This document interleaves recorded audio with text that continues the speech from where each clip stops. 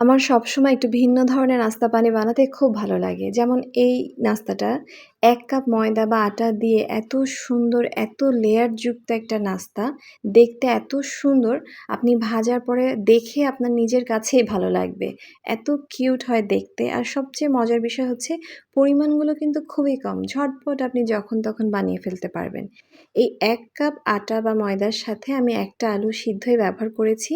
মসলা দিয়ে ভালো করে ভুনে নিচ্ছি। আপনারা আপনাদের পছন্দ মতো যেকোনো মসলা দিয়ে এই আলুর পুরটা তৈরি করতে পারেন। এখন আমি এখানে ম্যাগি মসলা ব্যবহার করছি, এতে করে টেস্টটা অনেক ভালো আসে। এই পুরটা তৈরি হয়ে গেল। এখানে একটা কর্নফ্লাওয়ারের গোলা তৈরি করব।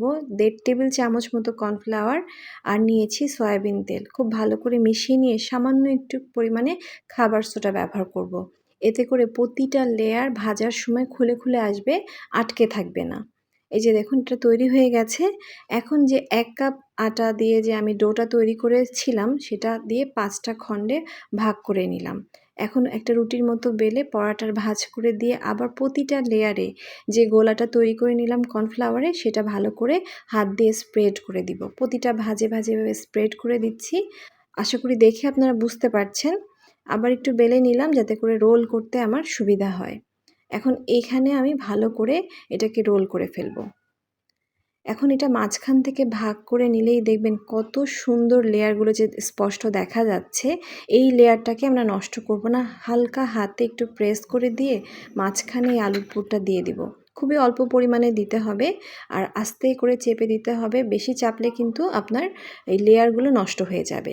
এই যে দেখুন সবগুলো তৈরি করে নিয়েছি। ১ কাপ আটা বা ময়দা দিয়ে আমার এখানে ১০ পিস মতো এই নাস্তাটা তৈরি করা যাবে। এখন চুলার আঁচটা মিডিয়ামে রাখতে হবে। তারপরে ভেজে নিতে হবে। তাহলে লেয়ারগুলো খুব সুন্দর করে খুলে আসবে। আর অতিরিক্ত জাল দিলে দেখা যায় কি ভালো করে ভাজা হয় না। আর লেয়ারগুলোও কিন্তু বোঝা যাবে না। একটু সময় লাগবে আর কি। অল্প জালে ভেজে নিতে হবে, তাহলে মুচমুচে ক্রিস্পিও হবে। এই যে দেখুন আমার বানানো হয়ে গেছে। দেখেই আমার এত স্যাটিসফ্যাকশন আসছে কি বলবো। আর ভাঙার সময় এটা হাত দিয়ে হালকা চাপতেই পুরোটা লেয়ার খুলে একদম ব্রেক হয়ে যাচ্ছে। এত ক্রিস্পি হয়েছে, আপনারা কিন্তু এভাবে তৈরি করে দেখতে পারেন। আশা করি ভালো লাগবে।